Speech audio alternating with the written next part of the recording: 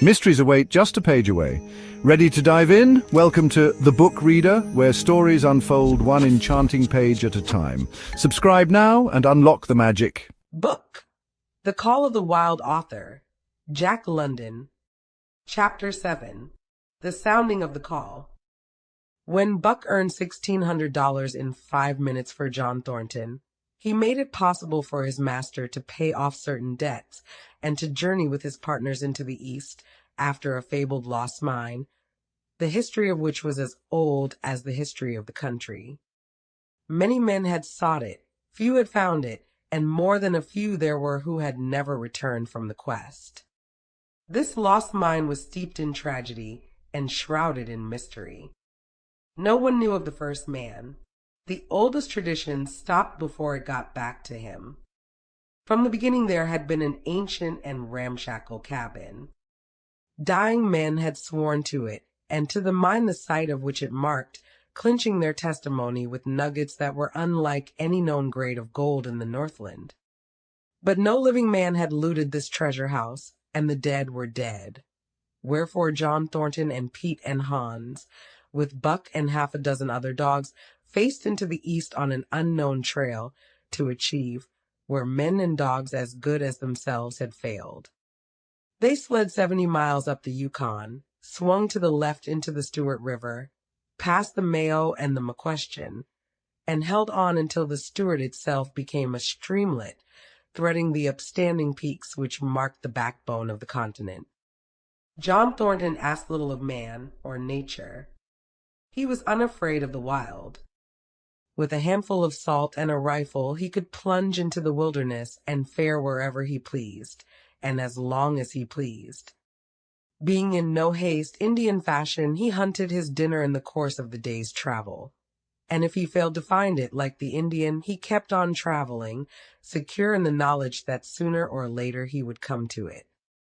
So, on this great journey into the East, straight meat was the bill of fare. Ammunition and tools principally made up the load on the sled, and the time card was drawn upon the limitless future. To Buck it was boundless delight, this hunting, fishing, and indefinite wandering through strange places.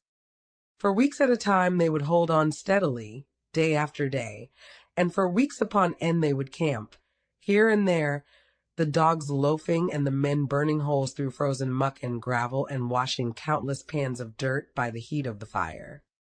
Sometimes they went hungry. Sometimes they feasted riotously, all according to the abundance of game and the fortune of hunting. Summer arrived, and dogs and men packed on their backs, rafted across blue mountain lakes, and descended or ascended unknown rivers in slender boats whipsawed from the standing forest. The months came and went, and back and forth they twisted through the uncharted vastness, where no men were, and yet where men had been if the lost cabin were true. They went across divides in summer blizzards, shivered under the midnight sun on naked mountains between the timber line and the eternal snows, dropped into summer valleys amid swarming gnats and flies, and in the shadows of glaciers picked strawberries and flowers as ripe and fair as any the Southland could boast. In the fall of the year, they penetrated a weird lake country, sad and silent, where wildfowl had been, but where then there was no life nor sign of life, only the blowing of chill winds, the forming of ice in sheltered places, and the melancholy rippling of waves on lonely beaches. And through another winter they wandered on the obliterated trails of men who had gone before.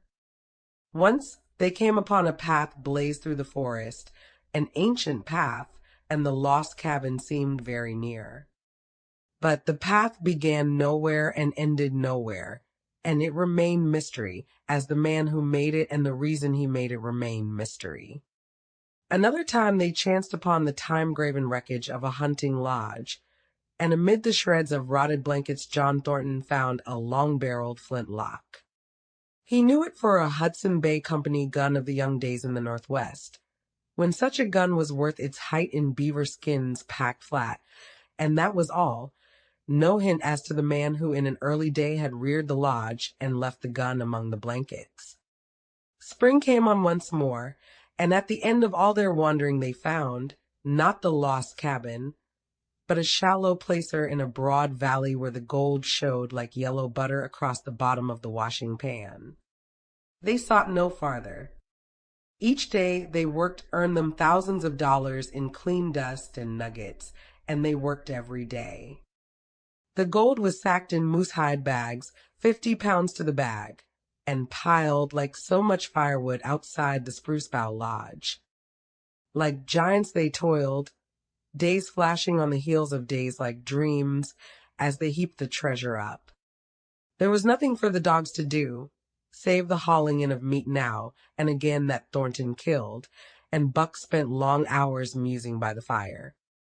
The vision of the short-legged hairy man came to him more frequently, now that there was little work to be done, and often, blinking by the fire, Buck wandered with him in that other world which he remembered. The salient thing of this other world seemed fear. When he watched the hairy man sleeping by the fire, head between his knees and hands clasped above, Buck saw that he slept restlessly, with many starts and awakenings, at which times he would peer fearfully into the darkness and fling more wood upon the fire. Did they walk by the beach of a sea, where the hairy man gathered shellfish and ate them as he gathered, it was with eyes that roved everywhere for hidden danger and with legs prepared to run like the wind at its first appearance. Through the forest they crept noiselessly, Buck at the hairy man's heels, and they were alert and vigilant, the pair of them ears twitching and moving and nostrils quivering, for the man heard and smelled as keenly as Buck. The hairy man could spring up into the trees and travel ahead as fast as on the ground, swinging by the arms from limb to limb, sometimes a dozen feet apart, letting go and catching, never falling, never missing his grip. In fact, he seemed as much at home among the trees as on the ground, and Buck had memories of nights of vigil spent beneath trees wherein the hairy man roost, holding on tightly as he slept. And closely akin to the visions of the hairy man was the call still sounding in the depths of the forest. It filled him with a great unrest and strange desires. It caused him to feel a vague, sweet gladness, and he was aware of wild yearnings and stirrings for he knew not what.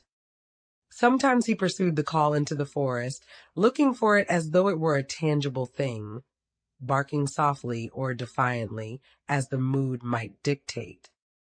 He would thrust his nose into the cool wood moss, or into the black soil where long grasses grew, and snort with joy at the fat earth smells. Or he would crouch for hours, as if in concealment behind fungus-covered trunks of fallen trees, wide-eyed and wide-eared to all that moved and sounded about him.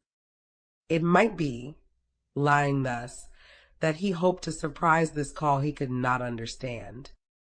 But he did not know why he did these various things. He was impelled to do them, and did not reason about them at all. Irresistible impulses seized him.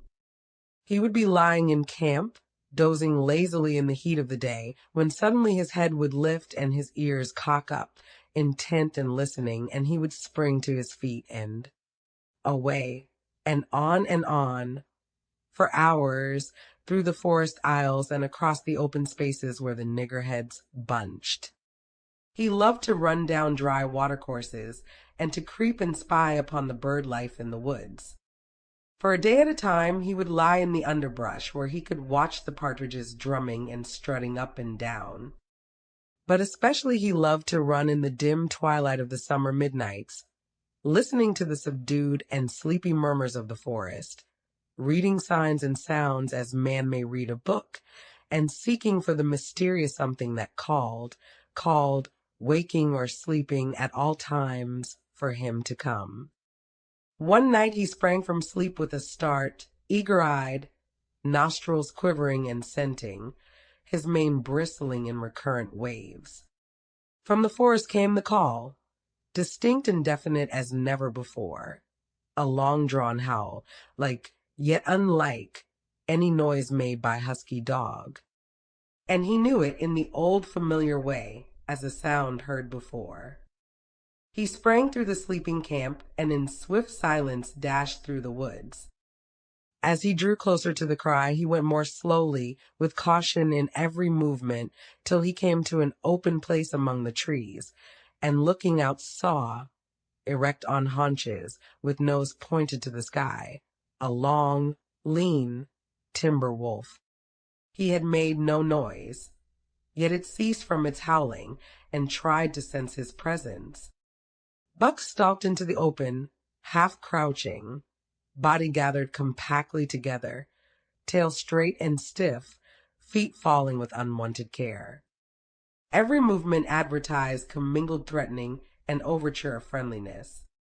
It was the menacing truce that marks the meeting of wild beasts that prey. But the wolf fled at sight of him. He followed with wild leapings in a frenzy to overtake.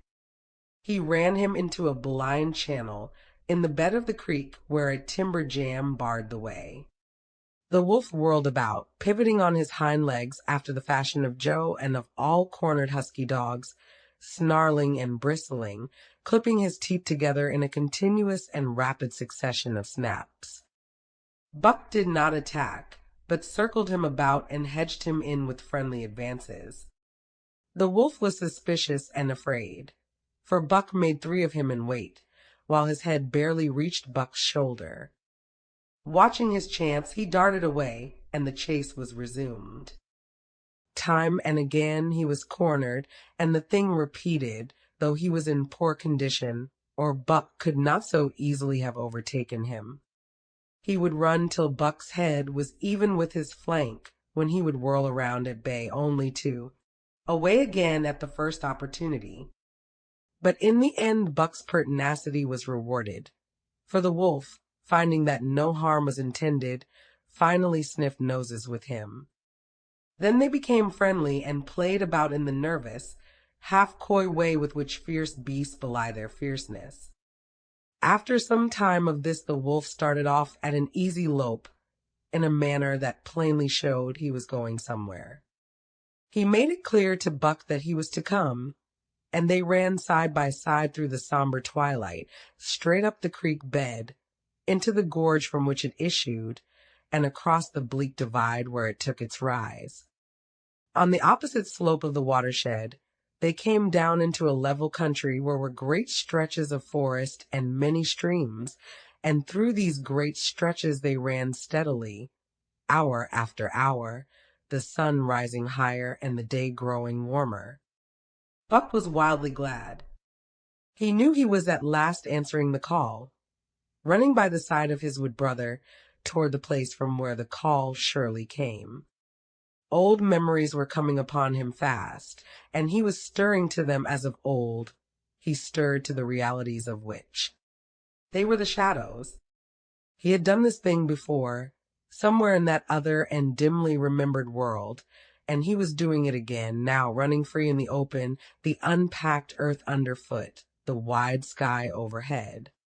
They stopped by a running stream to drink, and, stopping, Buck remembered John Thornton. He sat down. The wolf started on toward the place from where the call surely came, then returned to him, sniffing noses and making actions as though to encourage him. But Buck turned about and started slowly on the back track. For the better part of an hour the wild brother ran by his side, whining softly. Then he sat down, pointed his nose upward, and howled. It was a mournful howl, and as Buck held steadily on his way he heard it grow faint and fainter until it was lost in the distance. John Thornton was eating dinner when Buck dashed into camp and sprang upon him in a frenzy of affection, overturning him, scrambling upon him, licking his face, biting his hand, playing the general tomfool, as John Thornton characterized it, the while he shook Buck back and forth and cursed him lovingly. For 2 days and nights Buck never left camp, never let Thornton out of his sight. He followed him about at his work, watched him while he ate, saw him into his blankets at night and out of them in the morning. But after 2 days the call in the forest began to sound more imperiously than ever. Buck's restlessness came back on him, and he was haunted by recollections of the wild brother, and of the smiling land beyond the divide and the run side by side through the wide forest stretches. Once again he took to wandering in the woods, but the wild brother came no more, and though he listened through long vigils, the mournful howl was never raised. He began to sleep out at night, staying away from camp for days at a time, and once he crossed the divide at the head of the creek and went down into the land of timber and streams. There he wandered for a week, seeking vainly for fresh sign of the wild brother, killing his meat as he traveled, and traveling with the long, easy lope that seems never to tire. He fished for salmon in a broad stream that emptied somewhere into the sea, and by this stream he killed a large black bear, blinded by the mosquitoes while likewise fishing, and raging through the forest helpless and terrible. Even so, it was a hard fight, and it aroused the last latent remnants of Buck's ferocity. And 2 days later, when he returned to his kill and found a dozen wolverines quarreling over the spoil, he scattered them like chaff, and those that fled left two behind, who would quarrel no more. The blood-longing became stronger than ever before. He was a killer, a thing that preyed, living on the things that lived, unaided, alone, by virtue of his own strength and prowess, surviving triumphantly in a hostile environment where only the strong survived. Because of all this, he became possessed of a great pride in himself, which communicated itself like a contagion to his physical being. It advertised itself in all his movements, was apparent in the play of every muscle, spoke plainly as speech in the way he carried himself, and made his glorious furry coat, if anything, more glorious. But for the stray brown on his muzzle and above his eyes, and for the splash of white hair that ran midmost down his chest, he might well have been mistaken for a gigantic wolf, larger than the largest of the breed. From his St. Bernard father he had inherited size and weight, but it was his shepherd mother who had given shape to that size and weight. His muzzle was the long wolf muzzle, save that it was larger than the muzzle of any wolf, and his head, somewhat broader, was the wolf head on a massive scale. His cunning was wolf cunning and wild cunning, his intelligence, shepherd intelligence, and St. Bernard intelligence, and all this, plus an experience gained in the fiercest of schools, made him as formidable a creature as any that roamed the wild. A carnivorous animal living on a straight meat diet, he was in full flower at the high tide of his life, overspilling with vigor and virility. When Thornton passed a caressing hand along his back, a snapping and crackling followed the hand, each hair discharging its pent magnetism at the contact. Every part, brain and body, nerve tissue and fiber, was keyed to the most exquisite pitch, and between all the parts there was a perfect equilibrium or adjustment. To sights and sounds and events which required action, he responded with lightning-like rapidity. Quickly as a husky dog could leap to defend from attack, or to attack, he could leap twice as quickly. He saw the movement, or heard sound, and responded in less time than another dog required to compass the mere seeing or hearing. He perceived and determined and responded in the same instant. In point of fact, the three actions of perceiving, determining, and responding were sequential, but so infinitesimal were the intervals of time between them that they appeared simultaneous. His muscles were surcharged with vitality and snapped into play sharply like steel springs. Life streamed through him in splendid flood, glad and rampant, until it seemed that it would burst him asunder in sheer ecstasy and pour forth generously over the world. "Never was there such a dog," said John Thornton one day, as the partners watched Buck marching out of camp. "When he was made, the mold was broke," said Pete. "P.Y. Jingo, I tink so myself," Hans affirmed. They saw him marching out of camp, But they did not see the instant and terrible transformation which took place as soon as he was within the secrecy of the forest. He no longer marched. At once he became a thing of the wild, stealing along softly, cat-footed, a passing shadow that appeared and disappeared among the shadows. He knew how to take advantage of every cover, to crawl on his belly like a snake, and like a snake to leap and strike. He could take a ptarmigan from its nest, kill a rabbit as it slept, and snap in mid-air the little chipmunks fleeing a second too late for the trees. Fish in open pools were not too quick for him, nor were beaver, mending their dams, too wary. He killed to eat, not from wantonness, but he preferred to eat what he killed himself. So a lurking humor ran through his deeds, and it was his delight to steal upon the squirrels, and when he all but had them, to let them go, chattering in mortal fear to the treetops.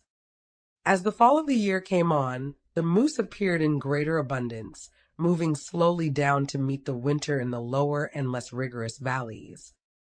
Buck had already dragged down a stray part-grown calf, but he wished strongly for larger and more formidable quarry, and he came upon it one day on the divide at the head of the creek. A band of 20 moose had crossed over from the land of streams and timber, and chief among them was a great bull. He was in a savage temper, and standing over 6 feet from the ground, was as formidable an antagonist as even Buck could desire. Back and forth the bull tossed his great palmate antlers, branching to 14 points and embracing 7 feet within the tips. His small eyes burned with a vicious and bitter light, while he roared with fury at sight of Buck. From the bull's side, just forward of the flank, protruded a feathered arrow end, which accounted for his savageness. Guided by that instinct which came from the old hunting days of the primordial world, Buck proceeded to cut the bull out from the herd. It was no slight task. He would bark and dance about in front of the bull, just out of reach of the great antlers and of the terrible splay hoofs which could have stamped his life out with a single blow. Unable to turn his back on the fanged danger and go on, the bull would be driven into paroxysms of rage. At such moments he charged Buck, who retreated craftily, luring him on by a simulated inability to escape. But when he was thus separated from his fellows, 2 or 3 of the younger bulls would charge back upon Buck and enable the wounded bull to rejoin the herd. There is a patience of the wild, dogged, tireless, persistent as life itself, that holds motionless for endless hours the spider in its web, the snake in its coils, the panther in its ambuscade. This patience belongs peculiarly to life when it hunts its living food, and it belonged to Buck as he clung to the flank of the herd, retarding its march, irritating the young bulls, worrying the cows with their half-grown calves, and driving the wounded bull mad with helpless rage. For half a day this continued. Buck multiplied himself, attacking from all sides, enveloping the herd in a whirlwind of menace, cutting out his victim as fast as it could rejoin its mates, wearing out the patience of creatures preyed upon, which is a lesser patience than that of creatures preying. As the day wore along and the sun dropped to its bed in the northwest, the young bulls retraced their steps more and more reluctantly to the aid of their beset leader. The downcoming winter was harrying them on to the lower levels, and it seemed they could never shake off this tireless creature that held them back. Besides, it was not the life of the herd, or of the young bulls, that was threatened. The life of only one member was demanded, which was a remoter interest than their lives, and in the end they were content to pay the toll. As twilight fell, the old bull stood with lowered head, watching his mates, the cows he had known, the calves he had fathered, the bulls he had mastered, as they shambled on at a rapid pace through the fading light. He could not follow, for before his nose leaped the merciless fanged terror that would not let him go. 300 weighed more than half a ton he weighed. He had lived a long, strong life, full of fight and struggle, and at the end he faced death at the teeth of a creature whose head did not reach beyond his great knuckled knees. From then on, night and day, Buck never left his prey, never gave it a moment's rest, never permitted it to browse the leaves of trees or the shoots of young birch and willow. Nor did he give the wounded bull opportunity to slake his burning thirst in the slender trickling streams they crossed. Often, in desperation, he burst into long stretches of flight. At such times Buck did not attempt to stay him, but loped easily at his heels, satisfied with the way the game was played, lying down when the moose stood still, attacking him fiercely when he strove to eat or drink. The great head drooped more and more under its tree of horns, and the shambling trot grew weak and weaker. He took to standing for long periods, with nose to the ground and dejected ears dropped limply, and Buck found more time in which to get water for himself and in which to rest. At such moments, panting with red lolling tongue and with eyes fixed upon the big bull, it appeared to Buck that a change was coming over the face of things. He could feel a new stir in the land. As the moose were coming into the land, other kinds of life were coming in. Forest and stream and air seemed palpitant with their presence. The news of it was borne in upon him, not by sight or sound or smell, but by some other and subtler sense. He heard nothing, saw nothing, yet knew that the land was somehow different, that through it strange things were afoot and ranging, and he resolved to investigate after he had finished the business in hand. At last, at the end of the 4th day, he pulled the great moose down. For a day and a night he remained by the kill, eating and sleeping, turn and turn about. Then, rested, refreshed and strong, he turned his face toward camp and John Thornton.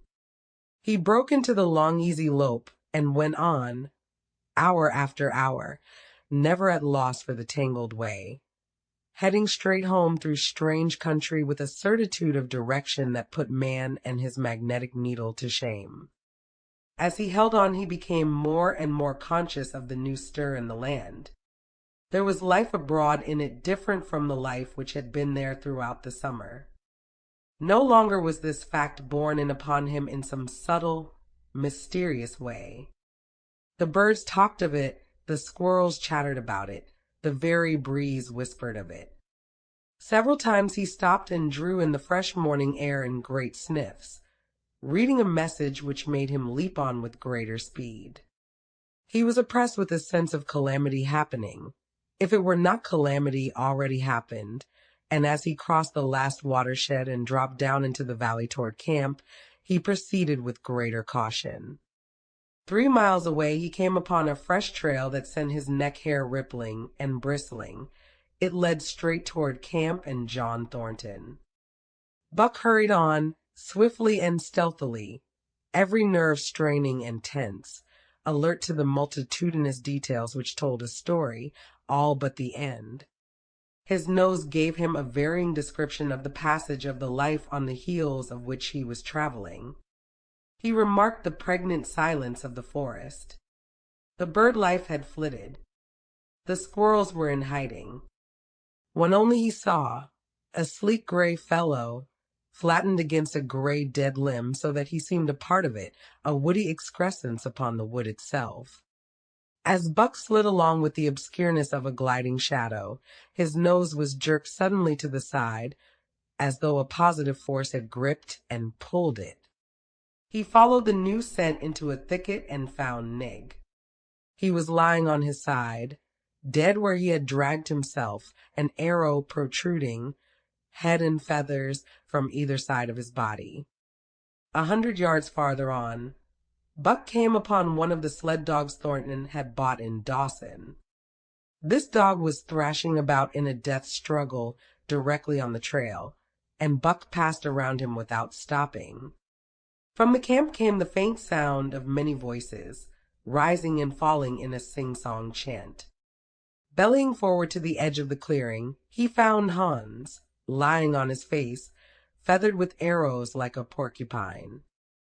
At the same instant, Buck peered out where the Spruce Bough Lodge had been and saw what made his hair leap straight up on his neck and shoulders. A gust of overpowering rage swept over him. He did not know that he growled, but he growled aloud with a terrible ferocity. For the last time in his life, he allowed passion to usurp cunning and reason, and it was because of his great love for John Thornton that he lost his head. The Yehats were dancing about the wreckage of the Spruce Bough Lodge when they heard a fearful roaring and saw rushing upon them an animal the like of which they had never seen before. It was Buck, a live hurricane of fury, hurling himself upon them in a frenzy to destroy. He sprang at the foremost man, ripping the throat wide open till the rent jugular spouted a fountain of blood. He did not pause to worry the victim, but ripped in passing, with the next bound tearing wide the throat of a second man. There was no withstanding him. He plunged about in their very midst, tearing, rending, destroying, in constant and terrific motion which defied the arrows they discharged at him. In fact, so inconceivably rapid were his movements, and so closely were the Indians tangled together, that they shot one another with the arrows, and one young hunter, hurling a spear at Buck in mid-air, drove it through the chest of another hunter with such force that the point broke through the skin of the back and stood out beyond. Then a panic seized the Yehats, and they fled in terror to the woods, proclaiming as they fled the advent of the evil spirit. And truly Buck was the fiend incarnate, raging at their heels and dragging them down like deer as they raced through the trees. It was a fateful day for the Yehats. They scattered far and wide over the country, and it was not till a week later that the last of the survivors gathered together in a lower valley and counted their losses. As for Buck, wearying of the pursuit, he returned to the desolated camp. He found Pete where he had been killed in his blankets in the first moment of surprise.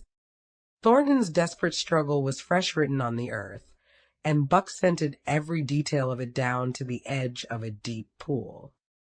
By the edge, head and 4 feet in the water, lay Skeet, faithful to the last.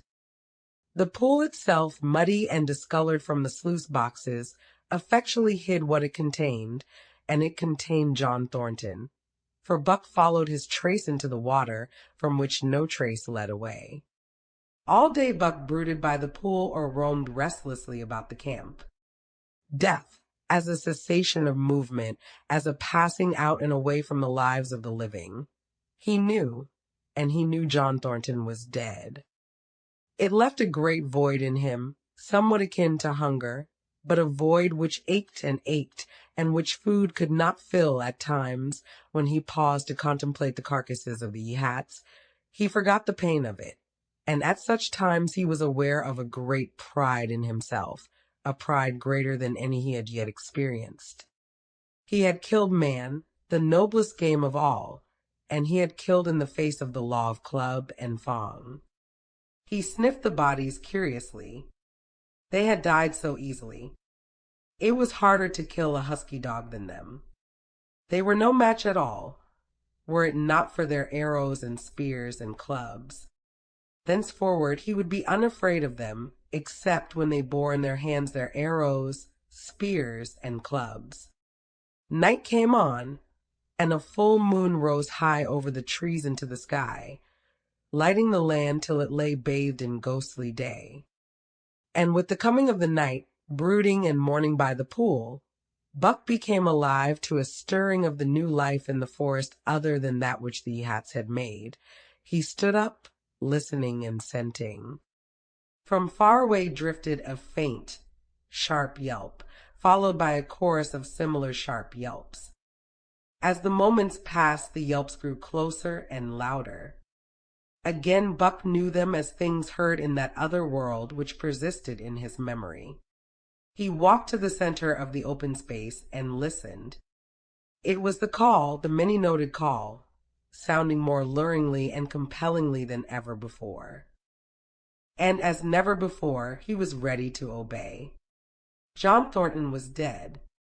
The last tie was broken. Man and the claims of man no longer bound him. Hunting their living meat, as the Yehats were hunting it on the flanks of the migrating moose, the wolf pack had at last crossed over from the land of streams and timber and invaded Buck's Valley.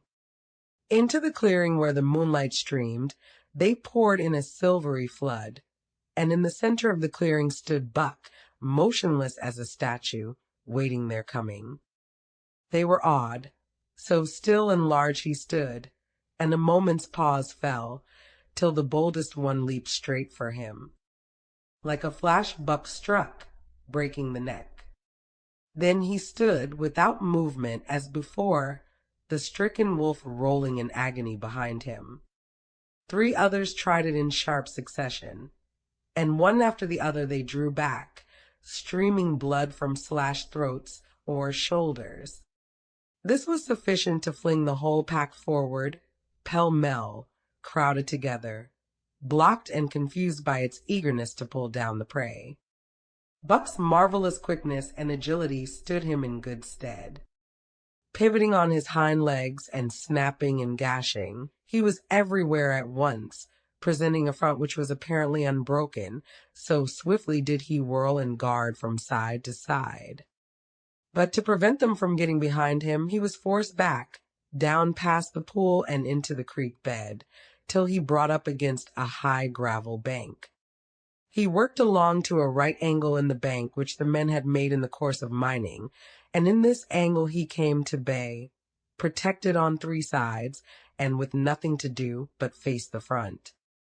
And so well did he face it, that at the end of half an hour the wolves drew back, discomfited. The tongues of all were out and lolling, the white fangs showing cruelly white in the moonlight. Some were lying down with heads raised and ears pricked forward, others stood on their feet, watching him, and still others were lapping water from the pool. One wolf, long and lean and gray, advanced cautiously, in a friendly manner, and Buck recognized the wild brother with whom he had run for a night and a day. He was whining softly, and as Buck whined, they touched noses. Then an old wolf, gaunt and battle-scarred, came forward. Buck writhed his lips into the preliminary of a snarl, but sniffed noses with him, whereupon the old wolf sat down, pointed nose at the moon, and broke out the long wolf howl. The others sat down and howled. And now the call came to Buck in unmistakable accents. He, too, sat down and howled. This over, he came out of his angle, and the pack crowded around him, sniffing in half-friendly, half-savage manner. The leaders lifted the yelp of the pack and sprang away into the woods. The wolves swung in behind, yelping in chorus, and Buck ran with them, side by side with the wild brother, yelping as he ran. And here may well end the story of Buck. The years were not many when the Yehats noted a change in the breed of timber wolves, for some were seen with splashes of brown on head and muzzle, and with a rift of white centering down the chest. But more remarkable than this, the Yehats tell of a ghost dog that runs at the head of the pack. They are afraid of this ghost dog, for it has cunning greater than they, stealing from their camps in fierce winters, robbing their traps, slaying their dogs, and defying their bravest hunters. Nay, the tale grows worse. Hunters there are who fail to return to the camp, and hunters there have been whom their tribesmen found with throats slashed cruelly open, and with wolf prints about them in the snow greater than the prints of any wolf. Each fall, when the Yehats follow the movement of the moose, there is a certain valley which they never enter. And women there are who become sad when the word goes over the fire of how the evil spirit came to select that valley for an abiding place. In the summers there is one visitor, however, to that valley, of which the Yehats do not know. It is a great, gloriously coated wolf, like, and yet unlike, all other wolves. He crosses alone from the smiling timberland and comes down into an open space among the trees. Here a yellow stream flows from rotted moose-hide sacks and sinks into the ground, with long grasses growing through it and vegetable mold overrunning it and hiding its yellow from the sun. And here he muses for a time, howling once, long and mournfully, ere he departs. But he is not always alone. When the long winter nights come on and the wolves follow their meat into the lower valleys, he may be seen running at the head of the pack through the pale moonlight or glimmering borealis, leaping gigantic above his fellows, his great throat a bellow as he sings a song of the younger world, which is the song of the pack. Thank you for listening to The Book Reader. Stay tuned for the next episode tomorrow. Please subscribe for updates.